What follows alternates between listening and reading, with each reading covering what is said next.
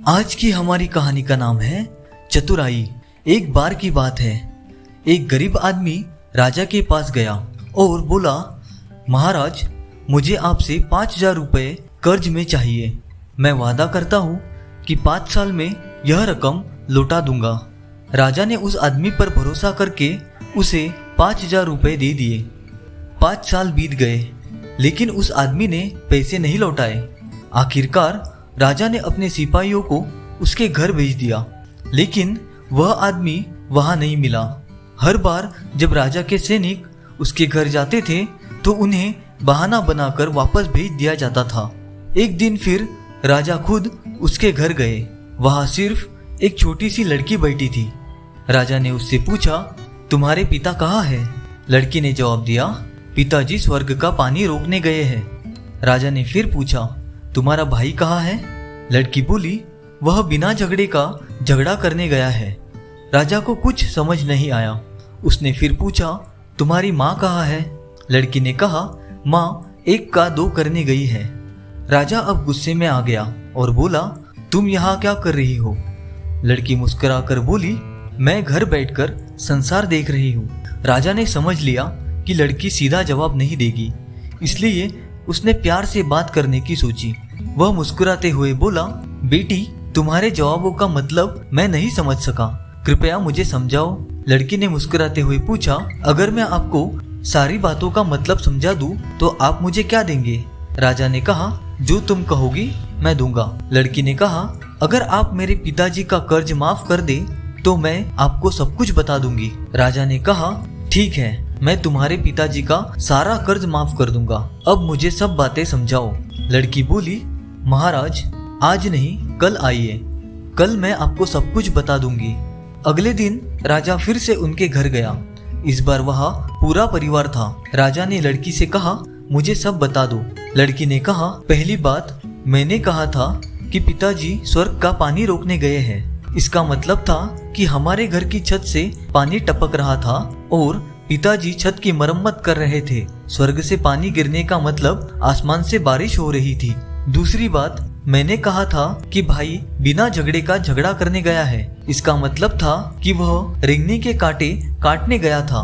कांटे काटते समय कांटे चुभते हैं, जिससे झगड़ा न होते हुए भी चोट लग जाती है।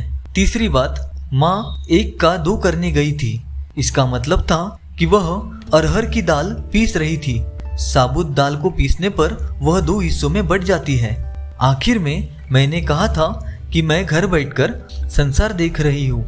इसका मतलब था कि मैं चावल का भात पका रही थी और एक दाना निकाल कर देख रही थी कि सारा भात ठीक से पका है या नहीं। राजा सारी बातें समझ गया और लड़की की चतुराई से बहुत प्रभावित हुआ।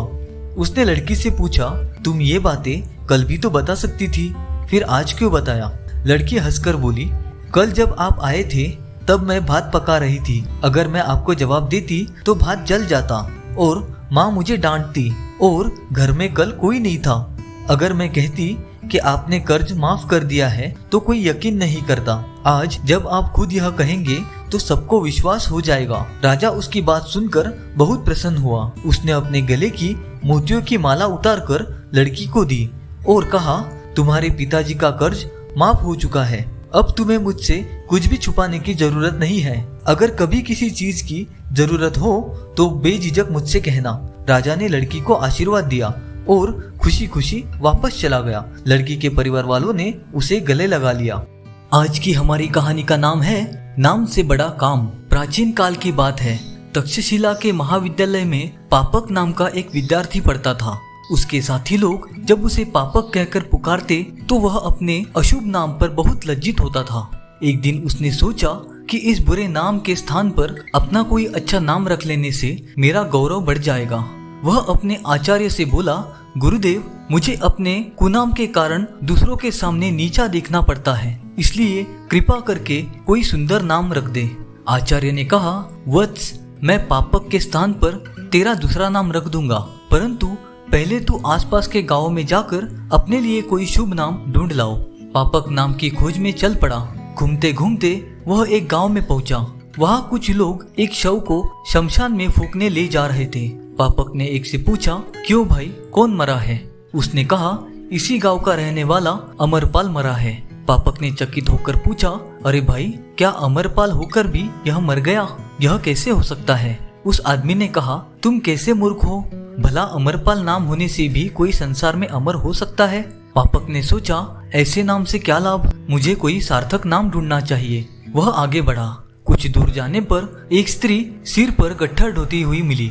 उसने उसका नाम पूछा। स्त्री ने अपना नाम धनपाली बताया। इसके बाद पापक ने उसका काम पूछा। स्त्री ने कहा, मैं एक दरिद्र स्त्री हूँ, मेहनत मजदूरी करके पेट पालती हूँ। पापक को बड़ा आश्चर्य हुआ। नाम तो धनपाली और काम कंगाली का, कैसी उल्टी बात थी। जिसके घर में फूटी कौड़ी भी न हो, उसका धनपाली नाम व्यर्थ था। उसने स्त्री से पूछा, माता जी, आप धनपाली होकर भी निर्धन क्यों है? स्त्री बोली, बेटा, नाम से क्या होता है, वह तो पुकारने के लिए है। तुम उसके धोखे में क्यों पड़ते हो? संसार में कर्म प्रधान है। पापक निराश होकर दूसरे गांव में पहुंचा। वहां भांति भांति के लोग मिले। एक चोर को राजा के सिपाही पकड़कर ले जा रहे थे। पूछने पर उन्होंने उसका नाम धर्मपाल बताया। एक कंजूस को लोग धिक्कार रहे थे। पापक के पूछने पर उन्होंने उसका नाम धर्मदास बताया। पापक ने मन ही मन कहा, कैसी विचित्र बात है, देने में कंजूस है और नाम है धर्मदास। एक भिखारी भीख मांग रहा था। पूछने पर उसने अपना नाम लखपति बताया। पापक ने सोचा, घर घर मांगता भीख है और नाम है लखपति राय। ऐसे ही विद्याधर नाम का एक अशिक्षित व्यक्ति मिला। उसे देखकर पापक ने अपने आप से कहा, क्या अद्भुत लीला है, पढ़े लिखे कुछ नहीं, नाम है विद्याधर। एक बैरागी मिला। उसका नाम था पीताम्बर दास। पापक ने कहा, बांधे लंगोटा फिर रहा है, नाम पीताम्बर दास है, इस नाम से क्या लाभ? और आगे जाने पर एक आदमी खाट पर बैठा हुआ अपना बदन खुजलाता हुआ दिखाई पड़ा। उसके बदन भर में दाद हो गई थी। उसने अपना नाम निर्मल दास बताया। पापक उसकी दशा देखकर बोल उठा, नाम निर्मल दास, देह भर दाद ही दाद। अरे भाई, तुम्हारे इस रूप को देखकर कौन तुम्हें निर्मल दास मानेगा? नाम से तो बड़ा धोखा हो सकता है। इस प्रकार घूमते घूमते उसे अनुभव हो गया कि केवल नाम से किसी की महिमा नहीं सिद्ध होती। वह लौटकर आचार्य के पास पहुंचा। आचार्य ने पूछा, कहो पापक, अपने लिए तुम कोई बड़ा नाम चुन लाए? पापक ने कहा, आचार्य, नाम तो बहुत से मिले, परंतु उनके कारण मैंने किसी का गौरव बढ़ता नहीं देखा। जिसका नाम अमरपाल था वह भी मर गया। धनपाली पैसे पैसे को तरसती थी। धर्मपाल चोरी में पकड़ा गया था। धर्मदास महाकृपण था। लखपति राय भीख मांगता था। विद्याधर महामूर्ख था। पीताम्बर दास के शरीर पर कपड़ा नहीं था और निर्मल दास के आदमी को देखकर तो घृणा होती थी। ऐसी दशा में तो यह सोचता हूँ कि बड़े अच्छे नाम से ही किसी को बड़प्पन नहीं मिलता। मनुष्य वास्तव में अपने गुण और चरित्र के अनुसार स्थान पाता है। मैं अब नाम को महत्व नहीं देता। आचार्य ने कहा, ठीक है पुत्र, मैंने तुम्हें यही सीखने के लिए भेजा था। मनुष्य को नाम से नहीं, काम से सिद्धि प्राप्त होती है। संसार की दृष्टि में जो सत्कर्मी है वही नामी होता है, और जो अकर्मण्य दुष्कर्मी है उसका भला नाम भी दूसरों को खटकता है। यदि तुम गुणी और सच्चरित्र बनकर रहोगे तो केवल पापक नाम के कारण कोई तुम्हें अधम नहीं मानेगा। शिवजी का एक नाम बहुधा निंदित भी है, लेकिन उनसे उनकी महिमा नहीं घटती। अपने काम से नामी बनो। नामी होने का यही रहस्य है। यदि आपको हमारी वीडियो अच्छी लगी हो तो वीडियो को लाइक और कमेंट करना ना भूलें, और इसी प्रकार अच्छी अच्छी और नई नई कहानियां सुनने के लिए हमारा चैनल जरूर सब्सक्राइब करें।